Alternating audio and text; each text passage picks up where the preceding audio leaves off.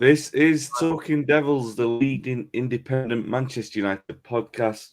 I'm your host, Wayne Barton, joined by two of my favourite people to talk about Manchester United with this evening. Manchester United win in the FA Cup third round, 3-1 against Everton. I'm joined by Dave Murphy and first former United striker Phil Marsh. How are you doing, Phil? You all right? I'm good, thanks, Wayne. Obviously happy with that performance and a good result tonight. Feeling a lot better. I've had a bit of ill health over the Christmas period, but feeling a lot better. So yeah, everything's good, mate. Glad to see you both, and looking forward to having a chat. Nice one. Dave, how are you doing? Yeah, not too bad. Not too bad. As you can see, the sun is back out. I'm very happy here. Yeah, great win. I'm eager to get talking about it. Yeah, let's get your guys' opinions on it. So. Yeah, another win in a row now for United. 7 in a row for Erik ten Hag. A really rich run of form, and I think for me, it's not just the form; it's the performances that are really strong at the moment. United win 3-1 tonight. They started really well. Rashford creating a goal for Anthony after a couple of minutes. Obviously, they came into it. This bizarre goal that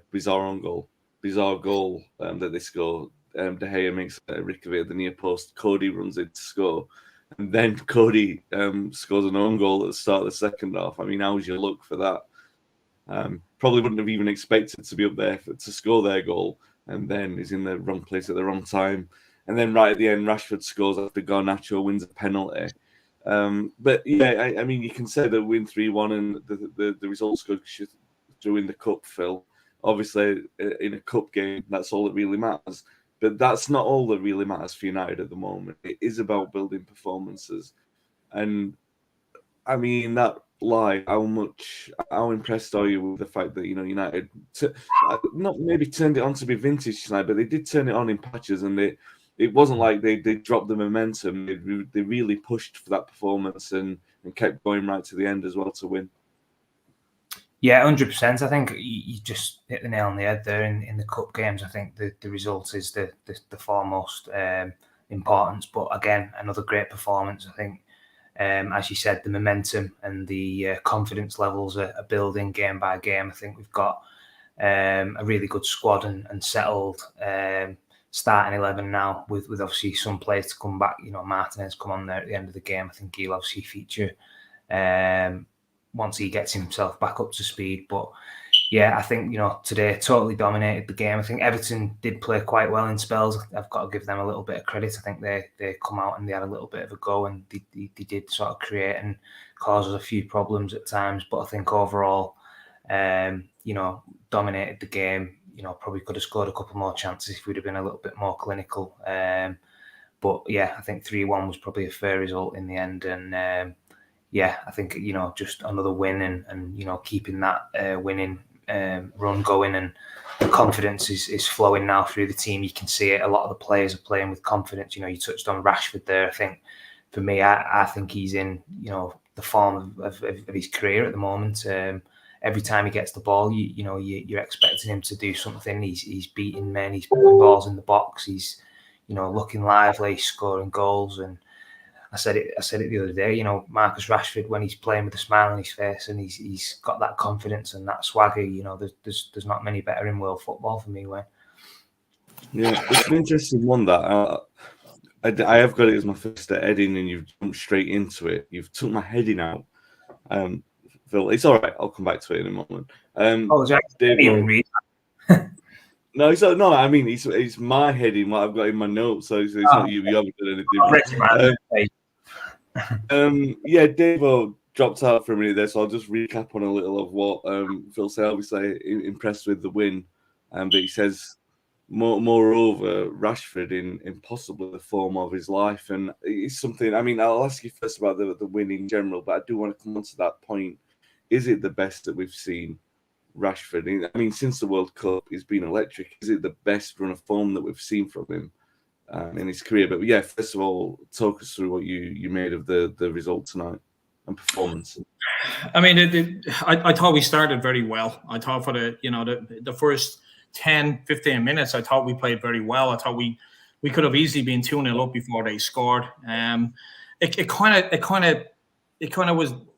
was a very odd last, let's say, 30 minutes of the first half and they seemed to be getting the better of us in midfield, which not a lot of teams have done so far this season.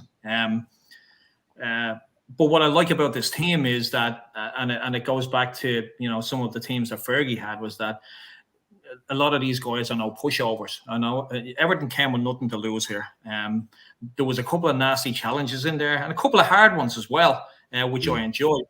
But I just thought for about, 20 minutes or so, 25 minutes, I thought they started to get a grip of the midfield. It wasn't because they were better. It was just that they seemed to be putting themselves about a little bit more. And then United kind of got back into it then. And that's what I like about this team, is that they can rough it up with the best of them. And the second half, I mean, it wasn't an absolutely fantastic game by previous games we've had, but a win is a win, and like you said earlier on in the cup, it's about getting into the next round. Marcus Rashford, I mean, the form of his life right now, apart from when he made his debut against Arsenal and then that period and that season, he's been unbelievable, and I've been highly critical of Marcus Rashford over the past season and a half. But look what a new manager does. Completely changes his mentality. He looks happy. We went through a period with Marcus Rashford where he just looked completely clueless. He would run into defenders all the time, just run straight into them. We didn't have any ideas. I got to put that down. I mean, Phil can probably speak more about this. I got to put it down to better coaching. No disrespect to Ollie or anyone, but I think Ten Hag, he's come in and even Martial is smiling. Who would have ever thought that? But Rashford has been in the form of his life, and every time he gets the ball now, it is like 5-6 years ago. You're up off your seat because something's going to happen. Whereas I'll be honest, over the past year and a half, every time he got the ball, it normally ended in frustration for both the player and the supporters. But Rashford has been bang on form. Not overly enthusiastic about his penalty, the way his run up to it. That type of thing just gives me nightmares. But again, what's that, 6-7 games in a row now? I think it's 5 games in a row, right, that he scored at home. That he scored, 7 that we've won. The form of his life, and long may it continue. I still believe, though, we still need to bring in a striker. That said, Marcus Rashford at the moment, form player, playing very well out on the left. But it was a good win. Like I said, Everton, nothing to lose. They were coming to get a beating anyway. But the FA Cup, as we know, down the years can throw up many, many surprises. And I was really, really happy with the overall performance. And I was delighted Ten Hag went with a strong team. And he seems to have done that in every single competition this year. And I'm really happy about that. I don't understand resting players that much. I really don't. But I'm really happy that he went with a strong side. And then Martinez came back in, and I'm delighted to see him back. So yeah, it is a funny thing with Ten Hag at the moment. Not that it's like every decision that he's making seems to be working. Even like the smaller subs seem to be paying off. Maybe not so much Maguire tonight, because that was a bit of an odd one, the way that he sort of. I'm not getting on Maguire's back. I'm not going to do that because we won the game, and it seems a bit odd to sort of pop it. I mean, it just seemed a bit odd to bring him on and change the shape, and then he's giving the ball away straight away. But anyway, I do want to elaborate on one of the points you made on Rashford. I'll come to Marsh in a second with that. I'm just going to come through the comments first. Richard says, "Good evening, lads. Good results. Good result tonight. Things beginning to take shape nicely. Let's hope it continues. Going to need an on-form Rashford next week in the derby." And Asbjorn, I hope that I've pronounced that right, mate. He says, "Anthony, Bruno, and Martial poor. Rashford brilliant, but Varane man of the match." Yeah, we'll talk about some of those players in a moment for sure. Phil, I do want to come back to that point that Dave made about coaching. The sort of, I guess, the directive of coaching with Rashford. That we've talked about this so many times about Solskjaer. I've been one of his biggest fans, and I always felt that in terms of what he brought to the club, he didn't get anywhere near the credit that he deserved for it. But it is probably true to say that maybe for 4 or 5 years, going back to Mourinho, there's not really been a really strong attacking directive in terms of what we're supposed to do when we get into those attacking areas. And now with Ten Hag, it does seem that he's saying to the players before a game, this is what I want you to do. This is the area that I want you to attack. These are the players that I want you to go one-on-one against. This is, an area that I want you to isolate. Because you're seeing Rashford do different things every game, and you are seeing him much more full of confidence. That Dave said, I think we probably did a podcast on the West Ham game a year ago when he came on, and he was so poor until he scored that last-minute winner. And you were thinking, oh, God, maybe this is going to be a catalyst. And it wasn't. His form just continued to sort of snowball into this terrible pit that we saw. But now you're seeing this completely different player. How much of it is, we could say it's confidence in the players picked up and maybe he's sort of liberated from injuries, but how much of it do you think is down to coaching as well? Yeah, I agree. I think it's when you look at Marcus Rashford compared to last season to where he's at now, it's chalk and cheese, and I don't think it's solely down to the coaching aspect. I think there was probably 2 or 3 things that was accumulatively going on at that period that was affecting his game. Coaching definitely has improved. There's no doubt about that because we've seen it across the board with all the players. I think everyone seems to be a little bit more confident now. They all seem to know what they're doing, what the roles are. They've got them partnerships building up, and you can see a clear picture and a way that the coach wants us to play. I think, Marcus Rashford now, after getting this bit of coaching that he's probably had in the short time that we've had the new management staff, Benny McCarthy, people like that who's come in and, working with him, I think he deserves a mention. I think obviously he's come in and, he's obviously working with them attacking players and looking at, certain things. And I think, we've definitely seen a massive improvement in that area, especially from Rashford. I think for me, Rashford's been our best player this year by a country mile. I did say it before. I think it's probably the best form that he's been in that I can remember. Obviously, 5-6 years ago when he was at the peak, I think, and he was producing regular. I think now he just seems to be a little bit more. He's got that sort of fire in his belly. I think he wants to prove people wrong and prove to the people that was doubting him over the last year or two when he wasn't, performing as well as he could do, that he is still the player that he was. And you can see it now with his output of his assists and his goals this season's been really good. And as I said, every time I watch him now and I see him get on the ball, I'm expecting him to, create something or do something. And he gets you on the edge of the seat, which is what you want to see from a player like Rashford, who's got the, the attributes to be one of the best players in the world. If he can maintain that form and, keep his focus on, the job that he's getting paid to do well, and that's football. Yeah. One of the things as well, though, I wouldn't have said this, 8-12 months ago, was now we have this situation where he only has 18 months left on his contract. I know United activated the extension, the 1-year extension. I mean, how important is it that we get all that tied up sooner rather than later? Because we all know United can drag their feet on a lot of this stuff. And 12 months ago, I would have said, well, you know what, if we get 60, 70 million on, let's take it. Now I'm sweating here saying we should tie this guy down to a deal sooner rather than later. I mean, do you think we're going to get that over the line, Phil? Yeah, no, I 100% agree with that, Dave. I think, you've just made a really good point there. As you said, last year we was all maybe, looking at it and thinking it might not be a bad thing if he moves on with the form that he was showing and the body language and the way he was. It was, it was, going from bad to worse for him. But I think now with the, the way he's playing and some of the form he's showing, we need to get that tied down as soon as possible. And if we can, get him on a big contract and tie him down for the next sort of 5 years, then, he's a player that you're going to build your team around moving forward. Because as I say, he's only, probably hitting his prime in the next year or two. And the way he's playing at the moment, he's somebody who, if I'm Erik ten Hag, I'm saying, right, I need to, he's one of my first names on the team sheet. And, you've got to get players in the team to sort of work with him and moving forward to get us where we want to be, which is, challenging for the titles and winning trophies. So, yeah, that's a massive sort of, thing the club needs to sort of try and get resolved as soon as possible, because, there's going to be a lot of clubs who are going to be sniffing around him with the way he's been playing, some of the bigger clubs. So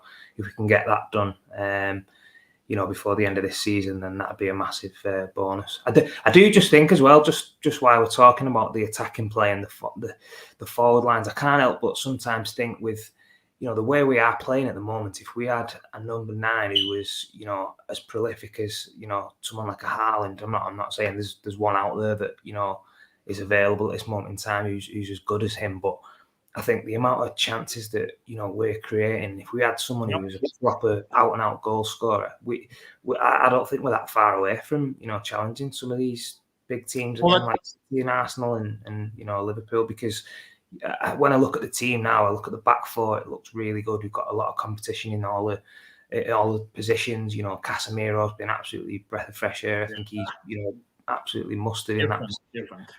And then your attacking options, you've got really good players, but there's not one who's, even Martial, he's not a proper number 9 for me. He's an inverted winger or, whatever. And I think if we had somebody who was just an out-and-out goal scorer, Harry Kane and Haaland, someone like that, we imagine how good we would be with someone like that who's going to get you 25 goals a season as well. Well, I think it's funny you should say that, because during the match, I was thinking to myself, the amount of chances that we create week in, week out. If we had, I think we got 2 problems here. We don't have one, that type of, Ruud van Nistelrooy or Rooney or whoever's going to get us 25, 20 goals a season. But I don't think there's that many of them out there right now. There really is. City didn't have a striker for, nearly 2 seasons. Chelsea don't have a striker. Arsenal, it can be debated whether they have a really, really good out-and-out striker. For me, I think the time has come to test Tottenham's resolve. I really do. To just throw the whole budget, because like you said earlier on, we're not that far off. I don't believe we need more defenders. I think our midfield is pretty decent. We need a striker, and if it was me, I'd spend the whole budget on Harry Kane. I really would. I would just go to them and say, here's whatever, 100, 150 million in the summer. Because there's not many people out there that can put that amount of goals in the back of the net. You're not going to get another Haaland for a long time. Neymar and Mbappe, those players come with a high cost, and I don't know. I don't think they're going to come to England. But Harry Kane must be, again, he's at that crossroads in his career again, isn't it? It's like, do I want to be remembered for being a great striker with no trophies? Or do I want to be remembered for both? I think United should test their resolve. I really, really do. And, I know Kane, he's 30 now. You'd still get 4, 5, 6 seasons out of him. You spend 150 million on him and you get 5 seasons out of him. He's going to get shitloads of goals. He is. There's just not that many of them out there. So that's my pitch for Harry Kane. So 5 years after your pick for Diego Costa, you've gone for him a few years ago. But I'd go for Diego Costa today. Just because, I have this thing about Diego Costa, Phil. I think he's a player that we should have bought, and he upsets our neighbours down the road, down in Liverpool so much. Just even have him in the team would just be so great at Anfield. But yeah, I'm a big Costa fan. Wayne gives me a I do tend to agree. Kane or someone of that ilk. I say someone of that ilk, like you said, there are not many of that ilk, but Kane for sure is a top quality striker, and you never know. Stranger things have happened, and Daniel Levy sort of playing ball with that. Ash Bjorn says, I don't think the Rashford thing has much to do with coaching. First it was Mourinho, where the playing style was the main reason, and then it all went wrong since Cavani and the loss of confidence. Yeah, for sure. There are a multitude of different reasons. I guess in the Mourinho point's a good one, because I guess it takes us back to the Van Gaal era. And you look at Rashford coming into the side, the one thing that we know about Van Gaal's coaching was he was notorious for drilling the senior players, but the younger players who came in had liberation from that plan. They were never told to sort of, you have to stay in this area all the time. So they had the freedom. And I guess you don't really know. It's a strange thing. Now we're trying to conclude why Rashford's doing so well, but you don't really know what was happening in that sort of first 18. You don't really know any of it because of, the directive of the attacking coaching. But, the thing to think about is that he's doing so well at the moment, and that's a great. Another player who's doing so well at the moment is Luke Shaw, centre back, left centre back. Dave, I'll come to you first on this. Obviously, it's really good to see him playing well at left centre back. is it the kind of thing that you just think this is just a temporary thing, or do you think it's like a longer term that he's looking at Malacia and thinking, oh, we'll give him a run of games and it's an opportunity to drop Martinez? It's obviously good for sure that he shows his versatility, but do you think that this is a short term thing, or do you think it might have longer term repercussions? Well, first of all, I'm absolutely delighted with Luke Shaw. I mean, the guy's been through so much. I mean, he really has, even from our own support. I love the guy. I always have. I always rated him. I think that he had problems with Mourinho. I think Mourinho bullied him a lot behind the scenes. I think Mourinho wasn't good for him in regard to his mental health. I honestly believe that. And now Luke Shaw has proven once again what a great player he is. And yeah, slotting in at centre back.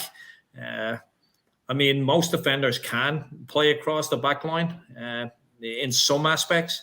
But Luke Shaw has been phenomenal there. But I don't think it's a long-term thing. I really don't. But I think what we've done is we've stumbled upon an option that we didn't believe we had, last season. And I don't want to diss Harry Maguire, but Harry Maguire, I think his time at Manchester United is done. I don't think he's a bad defender. I just think he's a bad defender at Manchester United.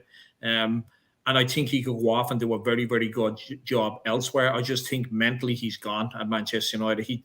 The guy just constantly, everything that happens around him. And like I said, I don't think he's a bad defender. I really don't. You don't get into the England team regularly being a bad defender. I don't care what anyone says. He's a very, very good defender. He's just not a very, very good defender at Manchester United right now. I think like I said, his confidence is gone. So we stumbled upon Luke Shaw, and it's been fantastic. I just don't think it's a long-term thing, though. I think it's just one of those things where, Martinez will come back in. But what a great option to have. I feel bad for Harry Maguire because he's the club captain and the left back is getting picked ahead of him. I think he knows his time is up. But yeah. I think he's been phenomenal there. It's interesting because if anyone who listens to the Monday podcast that we do with Paul Parker, he was banging the drum about moving Maguire to right centre half. So 18 months ago, he was saying he can't play on the left, he can't play there, he's causing a lot of the problems. If you play him on the right, because if you play him on the left, he tends to try and play his way out of trouble. If you play him on the right, he's a little bit more no nonsense. I guess in that respect, Phil, you look at Ten Hag's various examples of management. He's generally been spot on with everything that he's done. I think this is a clever way of not hurting the captain's ego as much, right? Because he said, all right, you're not going to play it right. You're not going to play it left centre half. You're going to play it right centre half. That's where I want you to play. So even putting Luke Shaw in at left centre half, he's saying, well, I want a left footer there. It's not necessarily like he's having a pop at Maguire. He's saying, I want the left footer there to do what he needs to do. And Maguire's still coming on and he's playing some games. He's playing in the cup games and everything like that. Is this another example of what Ten Hag's doing brilliantly, that he's even managing that aspect to put in an emergency left back situation at left centre half, and he's still not really hanging the club captain out to dry? Do you think that that's another example of good man management from him? Yeah, definitely. I think, when I look at all the decisions and all the stuff that he's had to deal with in his short time, which is quite a lot, with the Ronaldo saga and other incidents, Rashford last week, being late and stuff. I think he's managed every single issue brilliantly. I think, you wouldn't have expected anything less with the type of manager that he comes across as. I think he's, no nonsense. He's set his stall out and it doesn't matter who you are. That's his rules and he's sticking to it. And that's exactly what Man United's needed for a long time, in my opinion. I think somebody as a manager who's got the cojones to, really make them big decisions and not be scared to ruffle a few feathers. And I think that's exactly what he's done. Which is a great sign for the club moving forward. In terms of Maguire, I agree with Dave. I think if I'm being brutally honest, I think his time for me at the club is probably coming to an end. I think I agree with Dave. He's a great player. He's obviously done really well for England. At the World Cup, and I think in another team he would do really well. Obviously when he came from Leicester, he was playing in a back three. And I think that suited him down to the ground in that sort of formation. So for me, if he does move on and go somewhere else, I think he could flourish. And I think, as we've touched on there, I just don't think the style of the way Ten Hag wants to play and Harry Maguire's strengths and weaknesses don't quite fit into the template, if you like, for what we're looking at. And I think as we've seen there's 2 or 3 defenders probably ahead of him. And obviously, as Dave said about Luke Shaw, we stumbled across that, and I think he's done magnificent in the games he's played at centre half. He's shown a real, tenacity and ethic to do everything you need to do as a centre back. And I think his performances have been brilliant in terms of on the ball and getting forward. Obviously, he scored the other day against Bournemouth, which is brilliant to see. That's what you want from your full-backs, really. But obviously, he's gone on that run and got on the end of something. And I think he's needed that a little bit in terms of that little bit more confidence and support from everybody at the club after he's had a bit of a hard time. But yeah, I did actually write down before we come on. There was 4 players that I made a note of that I said I've been really, really impressed with in terms of since we've come back from the World Cup, their attitude, the application. They've played in positions they may not have been wanted to, and they've just got on with it, and they've all knuckled down and been excellent. And that was Luke Shaw, Casemiro, Rashford, and Varane. I think all 4 of them players who's been away with the World Cup have come back and hit the ground running and been magnificent. And I think all the players who've not been away and and the players who are younger and looking up to some of these have got some great role models there to look up to. Yeah. One of the things that I was concerned about, and I know one of the guys wrote there as well, but after the European Championship in 21, Rashford came back pretty much a broken player. My concern after the World Cup was, could he keep the form up? Because he was in decent form going into it to get into the World Cup team, and then he rarely played. I mean, it looks like Southgate didn't trust him. He gave him a couple of minutes in that last game. I was very concerned that he was going to come back and, we were going to see a different Rashford than we saw. But if anything, he's got better. He's got better since the World Cup, and it's been phenomenal. And you are right. Some of those players that have come back, losing a World Cup final, you've got to be devastated. But Varane has just come back and said, this is my job. I'm going to get on with it. I've been really, really happy with Rashford, as I said. Coming back after that World Cup, probably disappointed personally the game time he got, but it doesn't look that way. He's just hit the ground running. And Casemiro, oh my God, the player we've needed for 10 years. And what a player. I mean, Ten Hag, we have to take our hat off to that guy. I was chomping at the bit when we bought him. Like, why is he on the bench? Why is he on the bench? And then he played him in one game. I can't remember the game, but every time he touched the ball, someone came in, took the ball off him. And now I think that was his learning lesson that day to say, you're in the Premier League now. You don't get 2, 3, 4 seconds on the ball like you do in Spain. And obviously Ten Hag recognised that, kept him out of the team, brought him in at the right time, and now he's. I would argue with anyone that tells me there's a better defensive midfielder in the world right now than Casemiro. There's just not. There really isn't. Yeah. Absolutely. Richard Richard says Martinez is a future captain. He'll only get better, and he agrees Casemiro is a godsend. Ashbourne, by the way, he said EC21, and I thought he meant Cavani. And you've got it right there with the European Championships 21. I was like, oh, yeah, that makes a lot more sense than what I came up with. A very, very small little bit. The bad part of today's game, we'll move on quickly from it. De Gea, obviously, has been in great form lately. He's broke into the top 10 top 10 appearance makers today. What do you make of it? Obviously, an error. It wasn't great, was it?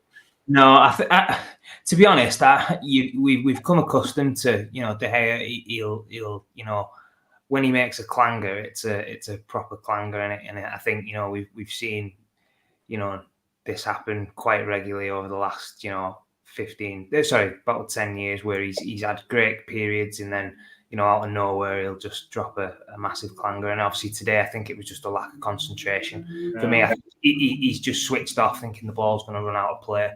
The lad's done well to just hook it in, and obviously, for me as a keeper, you've got to get down to that and smother it with your hands. But it's a bit unfortunate because, as I say, it's ricocheted through his legs and it's fell perfectly for Conor Cody just to come in and tap it in. But yeah, he'll know he's got to do better than that. And as I said, I don't think he needs to dwell on that too much. Keepers, if you make a mistake, 99 times out of 100, the ball ends up in the back of your net, and it's highlighted sort of more vigorously than if a striker misses a goal or a chance on target. But yeah, I think if we'd have maybe drew the game or ended up losing the game, then it's obviously a massive talking point. But I think the lads have pulled him out of a little bit of a hole there by going on and winning the game 3-1. But yeah, I wouldn't get too disheartened with that. I think as a goalkeeper, it's part and parcel of the job. If you're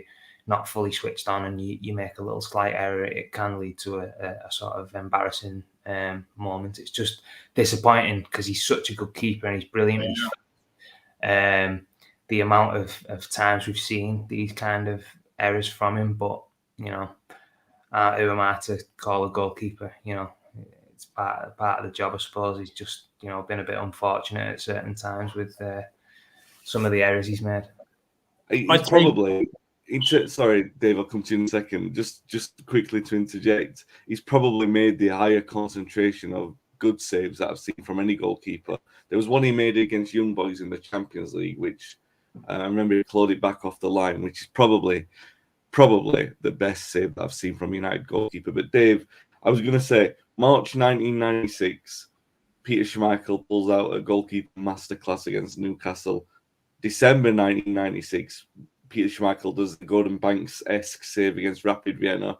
January 1998, he does a dead leg swing and John Hendry runs in to score for Barnsley in the FA Cup. This is like the best goalkeeper in the world at the time. I mean, a lot of people will have a pop at De Gea for making mistakes.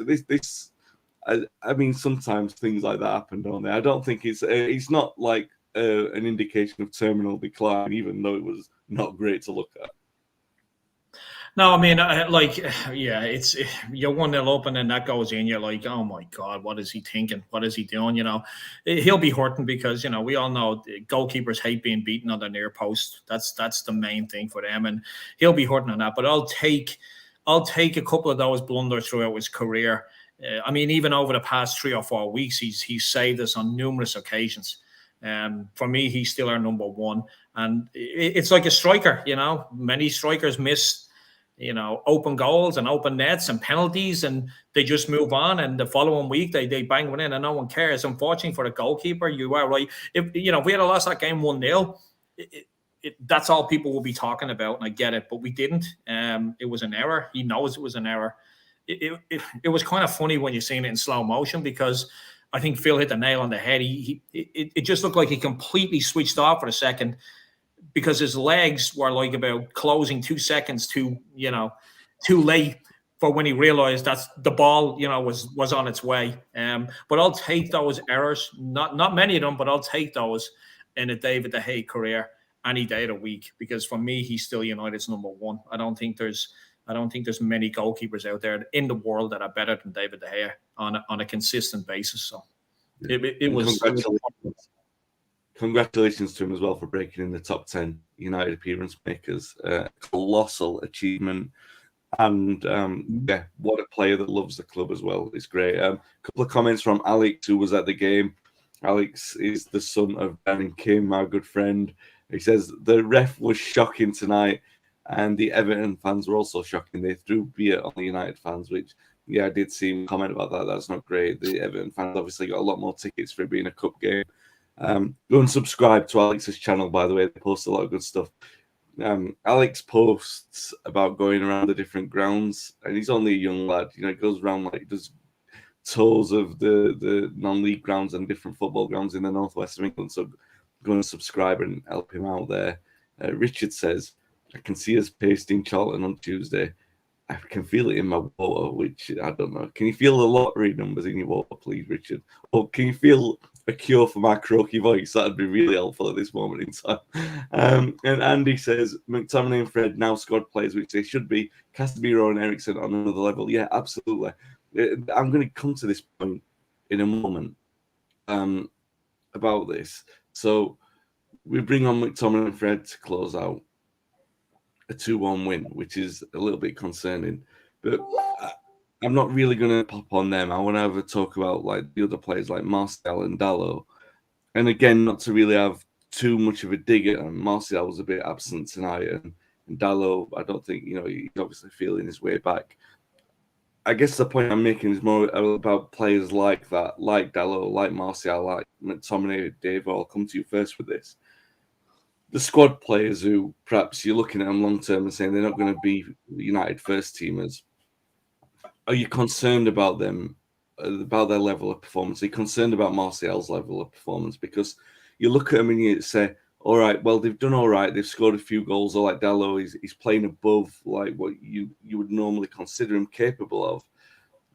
But it's still not the ceiling of a league. You won't have him in a team that's challenging for the league title. Do you know what I mean? As harsh as it is, it's still a step forward that you need to make. And I don't want to be too critical of these players because obviously there has been a massive improvement. But do you look at players like that who are kind of like they've got like a last chance, if you like, and they're still, as well as they're doing, they're still not showing that they're capable of that next step. I mean, it's a good question, but it's in my opinion, I think you're not going to get 16, 17 top class players in any team. I mean, Manchester City are probably one of the few teams, and maybe the Galacticos from Real Madrid, decade and a half ago. I think it's. I'm trying to explain this as best I can. We're not going to have 17, 18. I won't say international players because we do, but we're not going to have 17 or 18 players that are vying for the first 11 spots. I think we know and we could agree on at least 8 or 9 players that will regularly, 10 players maybe play every single week now. I think a lot of it as well is around the team spirit and stuff like that. And what I mean by that is that even though Martial's not pulling up any trees at the moment, I just think he's working very, very hard and he's working very well. And it's working up front. It really is with him. There's times he's tracking back. There's times he's out on the left and out on the right and in midfield. I mean, when Liverpool won the COVID league, they had 4 or 5 really, really good players, but I believe what they had was a really, really good unit of players together, team spirit, and that's what dragged them through a lot of the games. I see a lot of Manchester United's current squad with that. I take that on about Fred and McTominay. If we got rid of Fred and McTominay tomorrow, would that hamper the team spirit in the dressing room? I believe it would. I think we're onto something right now. I really do. I still think we do need a decent centre forward that's going to get us all those goals. But then again, there's not that many out there. But I think as a unit, I really like what we have right now, and I think of a lot of it's down to the manager. He's brought these players together. He's told them he trusts them. Fred, I mean, he's improved a lot. But he's never going to be a first 11 player anymore. We all know that. But to have him around the team, I mean, look at James Milner. He's 127? I mean, and he still gets into the Liverpool team every now and then, because there's a reason for that. Because he's good to have around. And I think that this squad as a whole is one of the best we've had in a long time. From a player to player, you could probably argue it individually. It's not the best, but as a team together, and I mean, I know Phil could talk better about this because I know you're in the coaching and managing world right now. That's just, for me, that's just as important as having, fantastic play. You can have all the best players in the world out on the pitch, and City have proved it. They still haven't won a Champions League. There has to also be that camaraderie and that togetherness. And what these players have gone through over the past 3 or 4 years, I think has strengthened them as a team as well. That now that we have a manager and a coach that seems to, he just seems to be the right man at the right time. It's a long-winded answer to is Fred and McTominay Am I concerned about them? I'm really not, because they're never going to get into the team ahead. But I'm not too concerned about them coming in to close out games. I'm really not. I think just as a team structure, if we got rid of Fred and McTominay and we brought in other players, it could upset, it could off balance the whole team spirit as well. And Martial, like you said, he's not scoring a lot of goals, but he's doing a hell of a lot, I think, for that team. I really do. And I wasn't always a Martial fan. I thought he was lazy and he was uninterested. I just think as a team, as a bonding team, it's pretty exciting for me. I mean, I'd like to pass it on to Phil, because I know he's coaching now and he's managing, and I mean, is that as key? Well, let me reframe the question for Phil then, because Andy was the one who brought on Tommy and Fred. What I was trying to make the point about was the starting 11. So the starting 11, where you look at the 11 players, I think the two obvious players that you look at, are Dalot and Martial, where you say, all right, well, we could make an improvement in those areas. Those are the ones I'm talking. I know that a good squad, and obviously it's a great squad at the moment. I'm not discounting their ability to be part of a squad. What I mean is, when you look at them and you think they are playing well, but even though they're playing well, do you still look at them, Phil, and say, if we had someone better, then we'd be in that top two argument? Yeah, and the only reason I look at that is because of how well we have been playing at the moment, and we're on a good run. The manager's doing brilliant. There's loads of things going well at this moment in time at Man United.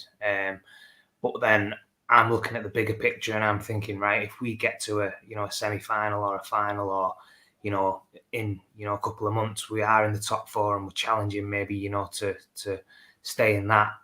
When we do play some of the top teams and the better teams, you can't afford to carry players, and you need them big players to deliver on the big stage in the big moments. And I think with someone like Martial, I think the amount. I think I put a tweet on a couple of weeks ago saying that he could be a player who costs us this season, in terms of, if we're playing against a big team, the amount of chances that we're creating, if he's not putting the ball in the back of the net, it could come back to bite us on the ass. I think because the teams that we've been playing in the last 4 or 5 weeks, we've been playing brilliant football.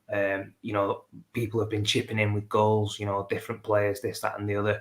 I think we've managed to get through that period, and I think we've been playing really well. But again, we're playing teams that we should be beating. The real test's going to come in the crunch part of the season for me, when we're maybe 7 or 8 games out to maybe finish top 4. If we get to a semi-final or a final, these big games, when you need your big players to turn up, if Rashford gets an injury, God forbid that happening, then I'm looking at that front line thinking, where's the goals coming from? Because for me at the moment, Rashford's probably the only one who's consistently creating and providing and scoring goals. Just to touch on Dalot as well, I think, before the World Cup, I thought he was doing really well. He looked like he was finding his feet. He looked solid. He was playing every game. He had the odd game where he made a couple of mistakes, or he didn't, have a perfect game by any stretch. But I think he was slowly building into the team, and I think because he was playing regular, that confidence comes with playing regular football.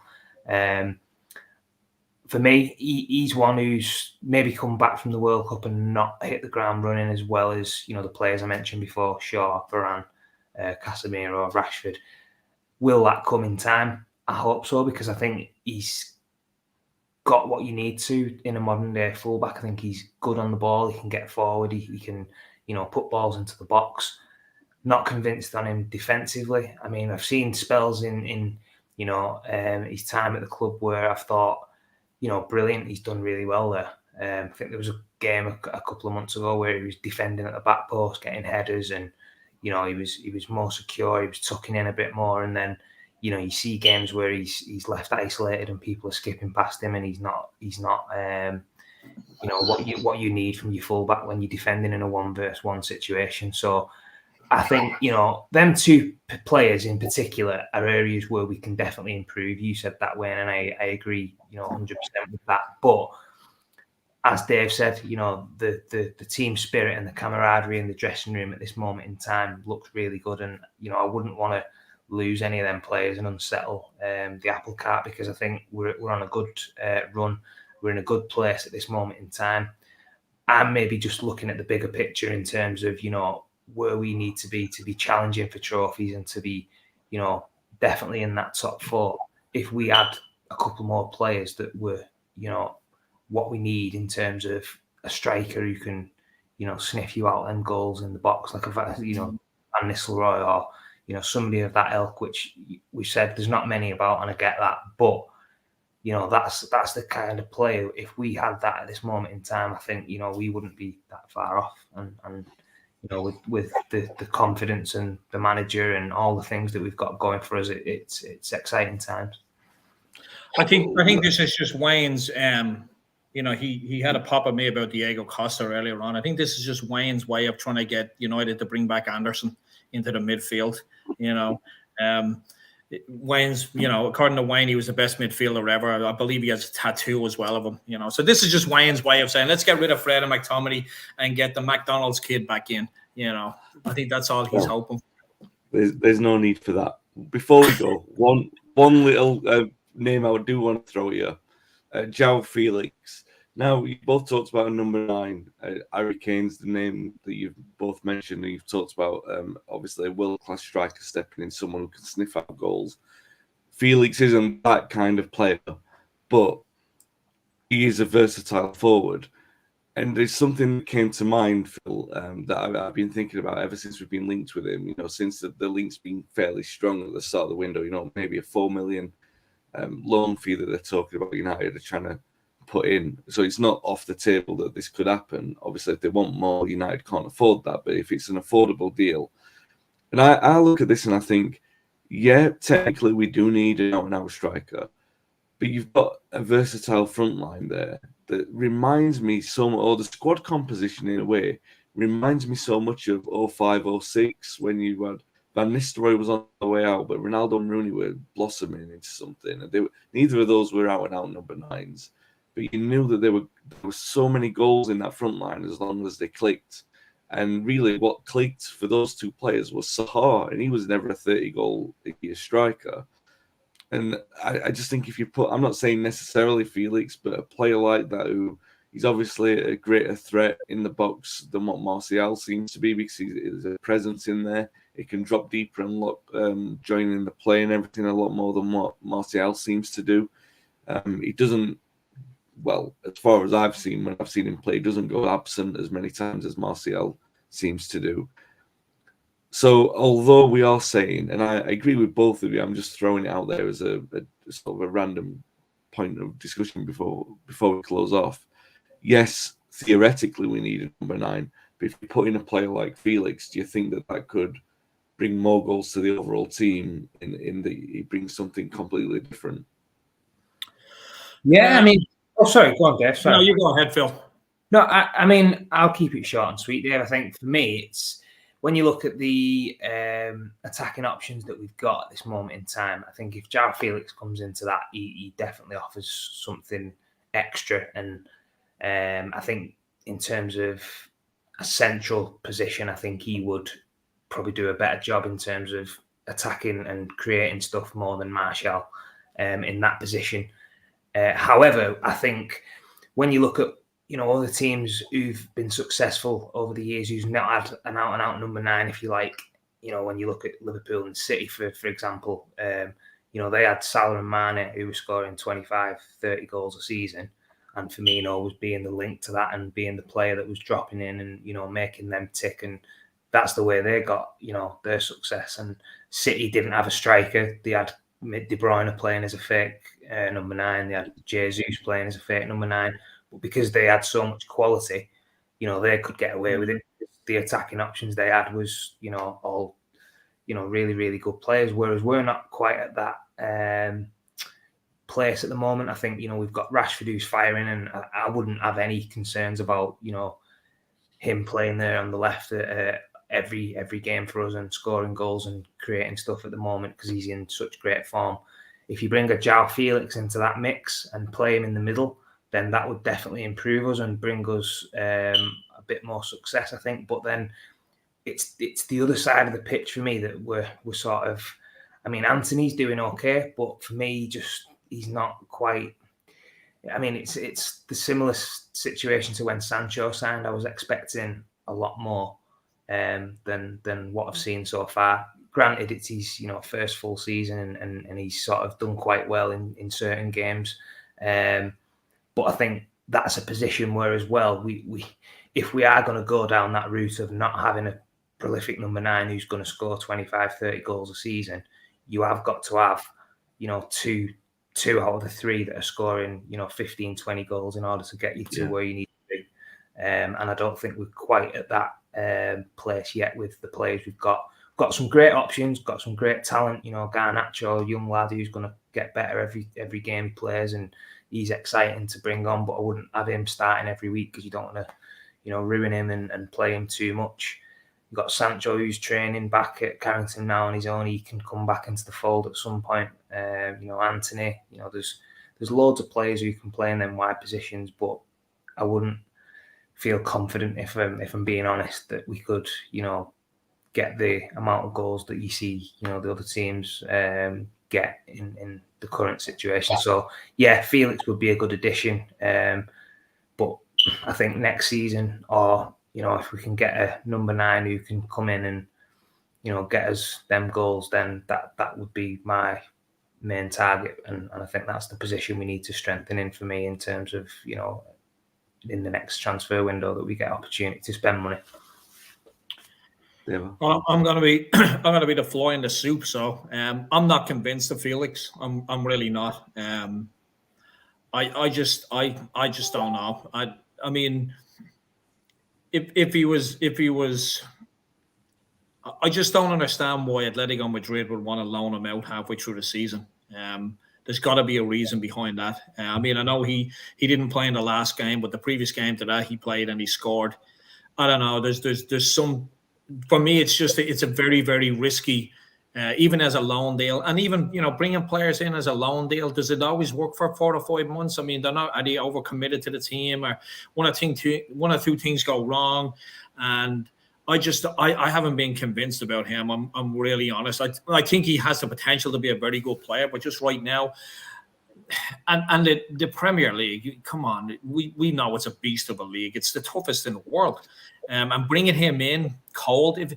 So the way I see it is, if he's not currently doing it in the Spanish league, I don't think he has much of a chance of doing it in the English league, if I'm being really, really honest.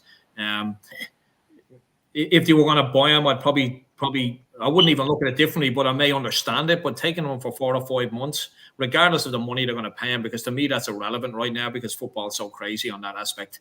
I'm just not convinced that bringing him in will do anything. I would rather stick with the team we have now, get Sancho back into the team. I love Anthony. I really do. I think we've got a player there. I really do. He has a long way to go. I know Phil said, you're right. It's his first season. It's going to take him a year or so. But I don't know. Maybe I think it was the spin against West Ham. I think that's what did it for me. But I think he's I really do think he's a phenomenal player. I just think he's just an excited kid at this moment in time. He's, I don't know whether Phil you're old enough, but I know Wayne you're well old enough to remember Tony Daly. I mean, Tony Daly for Aston Villa, as soon as he got the ball, it was just Forrest Gump. He was just gone. A lot of time there was no end product. I see Anthony a bit like that. He just wants to run, but Ronaldo, when he came to United first, he was the same type of player, wasn't he? He was just like. He was just uncontrolled. It was like, and Fergie saw, what he eventually became, saw in him. And I think Anthony, for me, is going to be a phenomenal player. And I would just keep him in that team and keep him in that team.